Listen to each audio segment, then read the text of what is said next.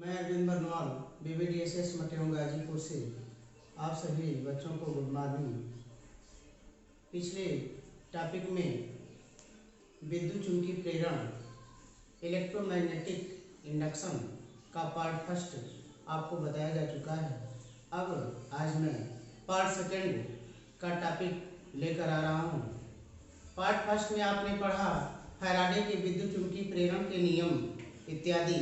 अब part second में हम शुरू करते हैं फ्लेमिंग का दाएं हाथ का नियम, Fleming's right hand law. Fleming का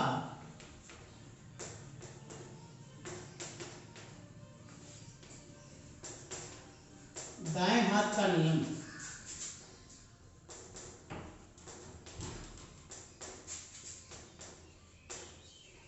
दाएं हाथ का नियम फ्लेमिंग्स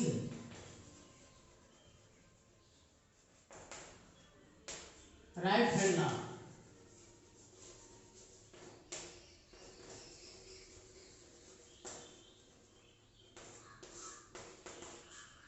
तो इस नियम का अध्ययन करने के लिए हमें अपने दाएं हाथ की अंगुलियों के बारे में या अंगुलियों के बारे में जानकारी। तो फ्लेमिंग के नियमानुसार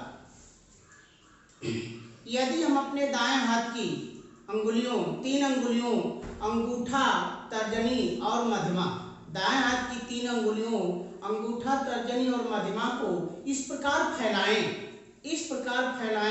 कि ये परस्पर लंबवत हो। ये परस्पर लंबवत हो। यदि अंगूठा चालक की गति की दिशा में, तर्जनी चुंबकीय क्षेत्र की दिशा में हो तो मध्यमा चालक में प्रेरित धारा की दिशा को प्रदर्शित करती है। फिर से समझे इस नियम को। यदि अपने दाएं हाथ की तीन अंगुलियों, अंगूठा, तर्जनी और मध्यमा, अंगूठा, तर्जनी और मध्यमा को इस प्रकार फैलाएं कि ये परस्पर लंबवत हो। ये परस्पर लंबवत हो। यदि अंगूठा चालक की गति की दिशा में, तर्जनी चुंबकीय क्षेत्र की दिशा में हो तो मध्यमा चालक में प्रेरित धारा की दिशा को प्रदर्शित करती है। यदि हम दाएं हाथ की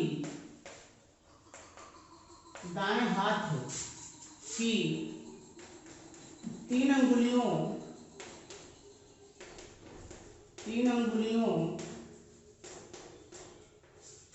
अंगूठा, तर्जनी और मध्यमा, अंगूठा, तर्जनी और मध्यमा को इस प्रकार फैलाएं और मध्यमा को इस प्रकार फैलाएं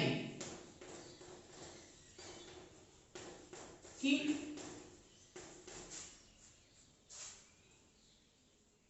यदि अंगूठा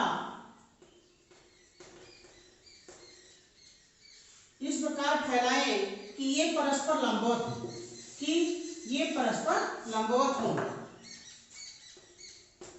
ये परस्पर लंबवत हो,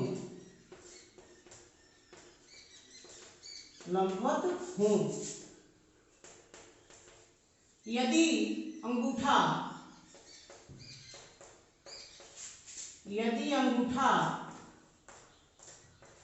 चालक की गति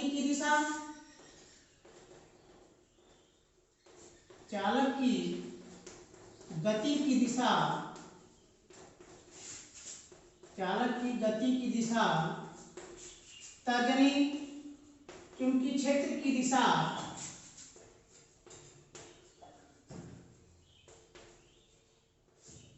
चुंबकीय क्षेत्र की दिशा में हो तो मध्यमा चालक में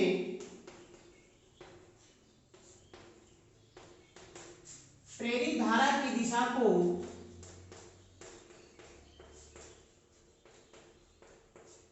धारा की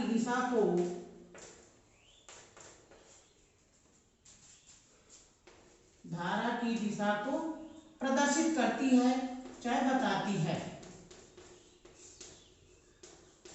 तो ये हमारा फ्लेमिंग का दाएं हाथ का नियम, फ्लेमिंग्स राइट हैंड लॉ। यदि हम अपने दाएं हाथ की 3 अंगुलियों अंगूठा, तर्जनी और मध्यमा को इस प्रकार फैलाएं कि यदि अंगूठा चालक की गति की दिशा में, तर्जनी चुंबकीय क्षेत्र की दिशा में हो, तो मध्यमा चालक में प्रेरित धारा की दिशा को प्रदर्शित करती है। अब उसके बाद प्रेरित विद्युत वाहक बल।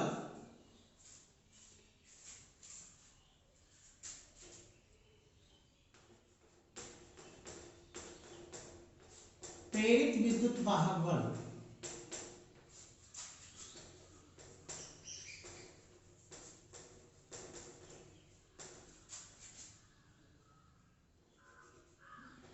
का मात्रक एवं बीमा।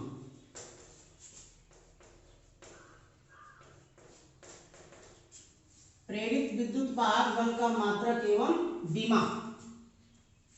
तो चूंकि जैसा कि हम जानते हैं फैराडे के विद्युत चुंबकीय प्रेरण के प्रथम नियमानुसार कि E = minus delta phi upon delta T, जहां E प्रेरित विद्युत वाहक बल, फाई चुंबकीय फ्लक्स और टी समय।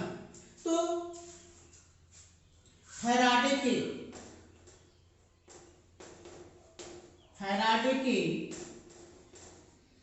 विद्युत चुंबकीय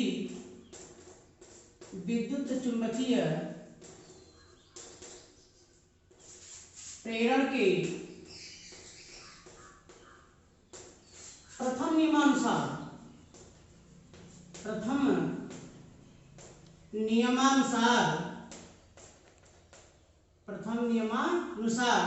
E = minus delta phi upon delta T. संख्यात्मक मान लेने पर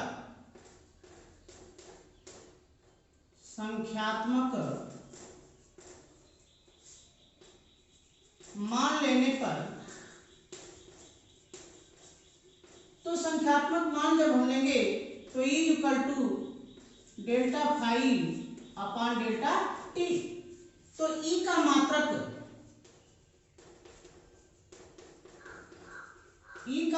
बराबर फाई का मात्रक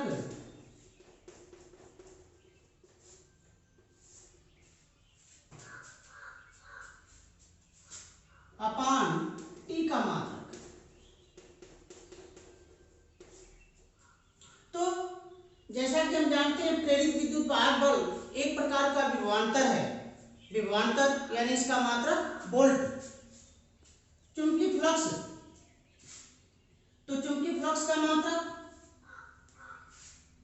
E का मात्रक = फाई का मात्रक अपॉन टी का मात्रक। तो फाई चुंबकीय फ्लक्स का मात्रक होता है हमारा न्यूटन मीटर प्रति एम्पियर। न्यूटन मीटर प्रति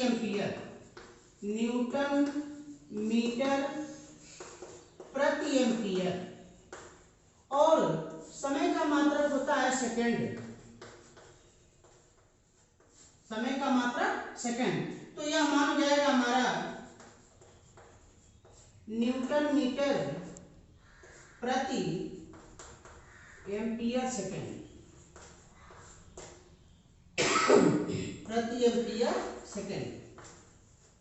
या इसी को हम कहते हैं प्रेरित विद्युत वाहक बल अर्थात विभवांतर। तो इसी को हम कहते हैं वोल्ट। अब उसके बाद इसकी बीमा। तो E की बीमा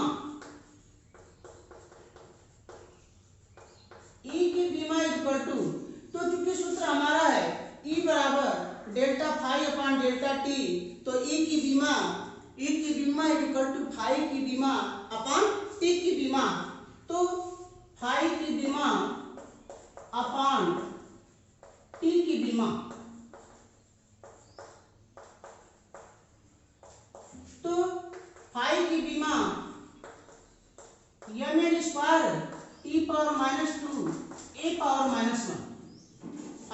डिमा होती है ml square T power -2 a power -1 और अपान टी की डिमा टी। तो जब इसको हम ऊपर ले जाएंगे तो यह मान हो जाएगा हमारा m square T power -3 a power -1। यह हमारा हो जाएगा प्रेरित विद्युत वाहक बल की डिमा। अब उसके बाद अगला टॉपिक हमारा स्वप्रेरण। प्रेरण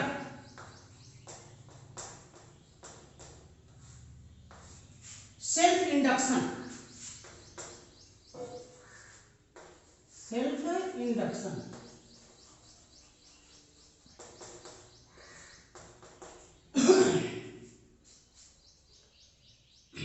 सेल्फ इंडक्शन।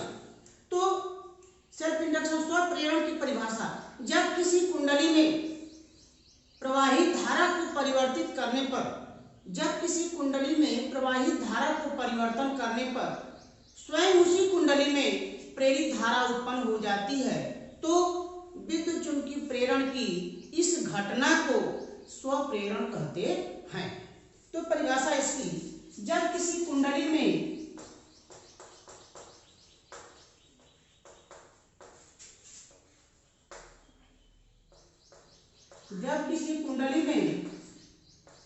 प्रवाहित धारा को परिवर्तित करने पर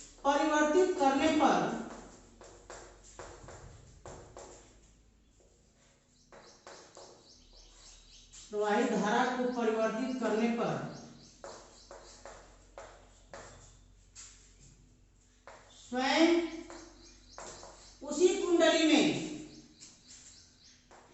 उसी कुंडली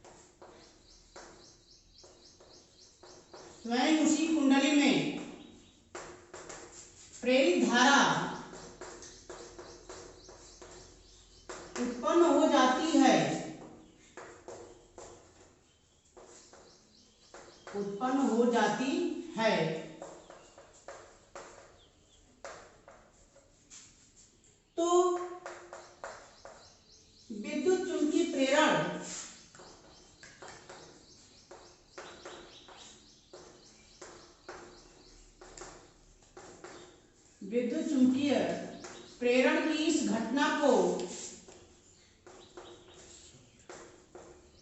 की इस घटना को स्वप्रेरण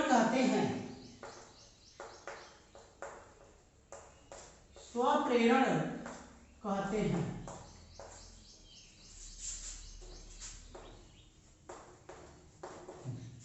परिभाषा समझे। जब किसी कुंडली में प्रवाहित धारा को परिवर्तित करने पर, किसी कुंडली की बात है, जब किसी कुंडली में प्रवाहित धारा को परिवर्तित करने पर स्वयं उसी कुंडली में प्रेरित धारा उत्पन्न हो जाती है, तो विद्युत चुंबकीय प्रेरण की इस घटना को स्वप्रेरण कहते हैं। अब उसके बाद स्वप्रेरण गुणांक।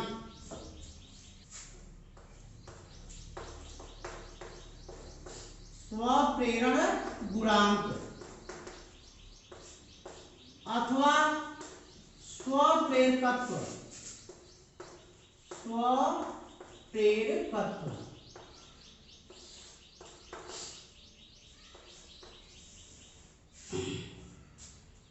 यदि कोई ऐसी कुंडली जिसका चुंबकीय फ्लक्स फाई तथा उस कुंडली में फेरों की संख्या कैपिटल N हो और कुंडली में प्रवाहित प्रेरित धारा I हो, तो किसी कुंडली के लिए यह नियम है कि किसी कुंडली में चुंबकीय फ्लक्स ग्रंथिताओं की संख्या, कुंडली में प्रवाहित धारा के अनुक्रमानुपाती होती है।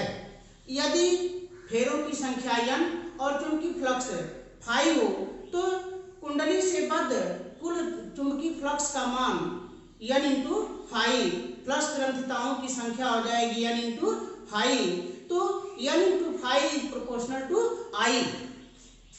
किसी कुंडली में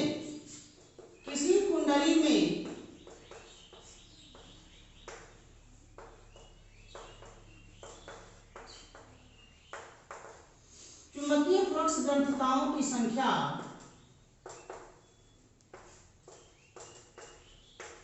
चुंबकीय फ्लक्स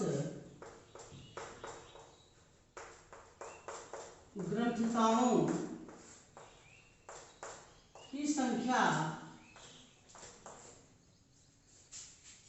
कुंडली में प्रवाहित धारा, कुंडली में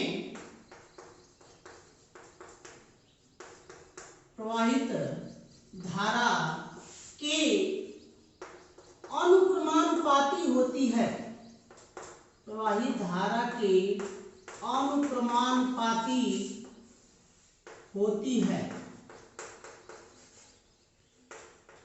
यानी हम कह सकते हैं कि n into five is proportional to I, n into five is proportional to I. जब फिजिक्स में हम प्रोपोर्शनल हटाते हैं तो उसके स्थान पर कोई एक कांस्टेंट लगता है, तो n into five equal to l into I, जहाँ l एक नियतांक है, जहाँ l एक नियतांक है जिसे कुंडली का स्वप्रेरण गुणांक कहते हैं या स्वप्रेरकत्व कहते हैं। जहां यल एक नियतांक है, यल एक नियतांक है जिसे कुंडली का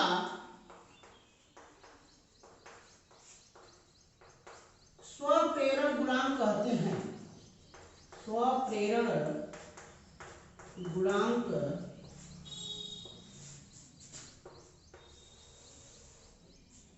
कहते हैं, स्वप्रेरण गुणांक कहते हैं। यदि I इक्वल टू 1 यानी कुंडली में प्रवाहित धारा एकांक हो, कुंडली में प्रवाहित धारा एकांक हो, तो हम कह सकते हैं तो n into five equal to L, n into five equal to L. अर्थात हम कह सकते हैं कि किसी कुंडली का स्वप्रेरण गुणांक, किसी कुंडली का स्वप्रेरण गुणांक कुंडली में चुंबकीय फ्लक्स ग्रंथिताओं की संख्या के बराबर होता है, जबकि कुंडली में प्रवाहित धारा एकांक हो, जबकि कुंडली में प्रवाहित धारा एकांक हो।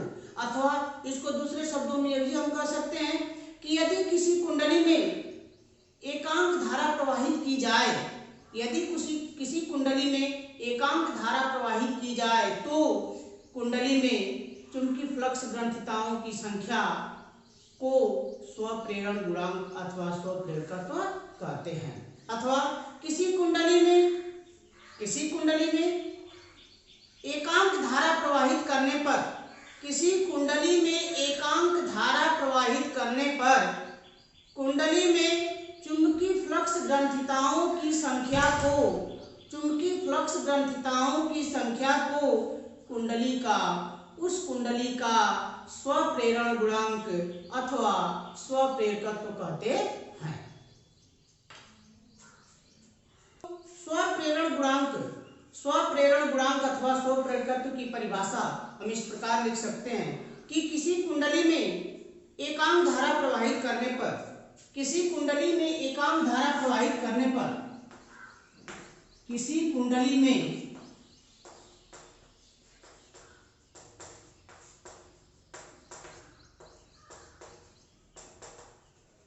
एकांक धारा प्रवाहित करने पर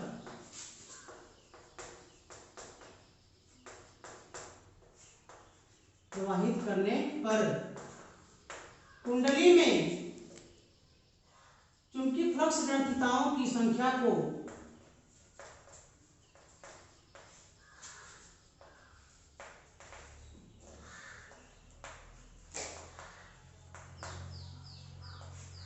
चुंबकीय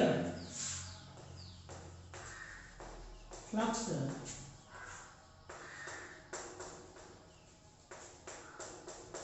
ग्रंथिताओं की संख्या को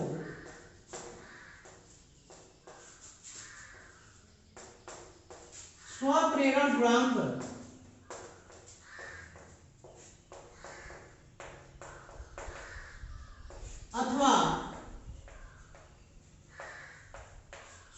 स्वप्रेरकत्व कहते हैं।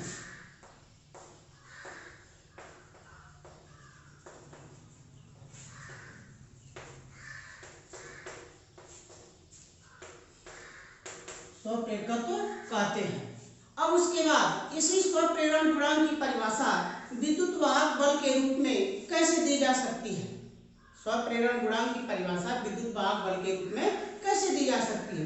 तो हम जानते हैं कि फैराडे के विद्युत चुंबकीय प्रेरण के प्रथम नियमानुसार E = delta phi upon delta T.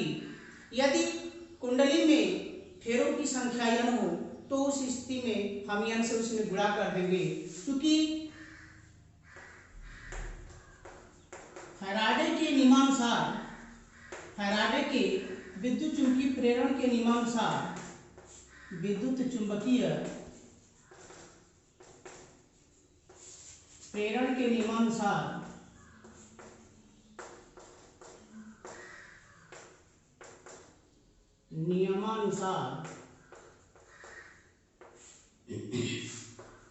E =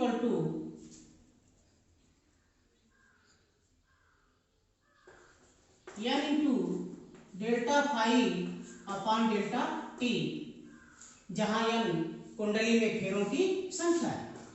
तो delta n into phi upon delta T ये संख्यात्मक मान लेने पर है। तो E = डेल्टा n फाई, अभी हम पढ़े कि n फाई = l इंटू आई, n फाई = l इंटू आई। तो E = डेल्टा l इंटू आई अपान डेल्टा टी। तो ये हो जाएगा मान l into delta I upon delta T. E = l into delta I upon delta T.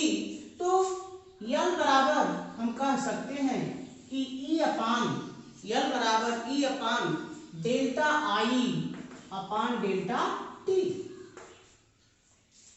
l बराबर E upon delta I upon delta T.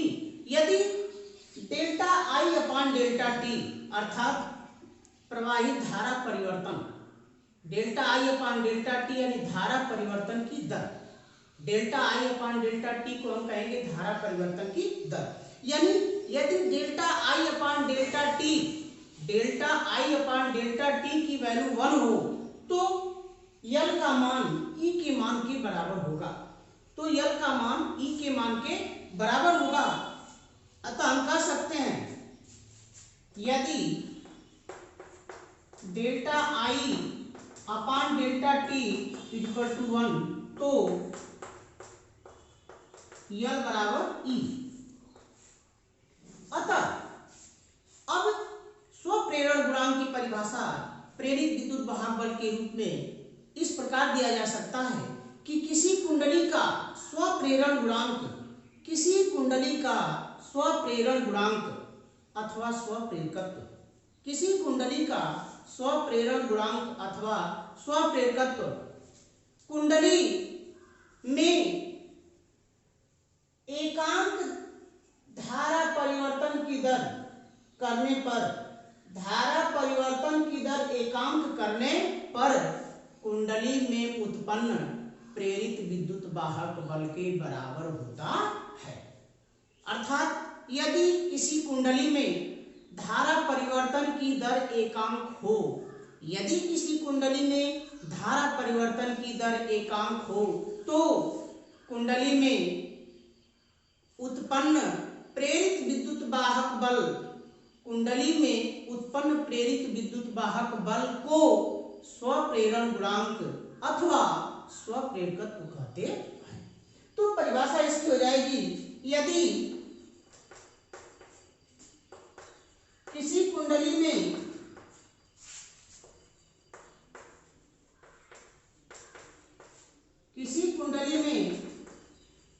धारा परिवर्तन की दर एकांक हो, धारा परिवर्तन की दर एकांक हो तो कुंडली में उत्पन्न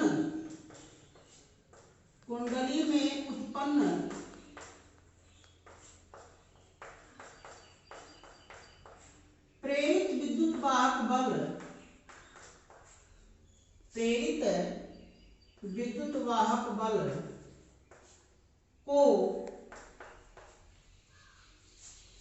प्रेरित विद्युत वाहक बल के संख्यात्मक मान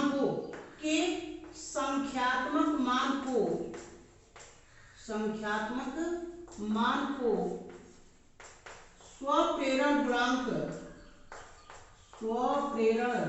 गुणांक अथवा स्वप्रेरकत्व कहते हैं।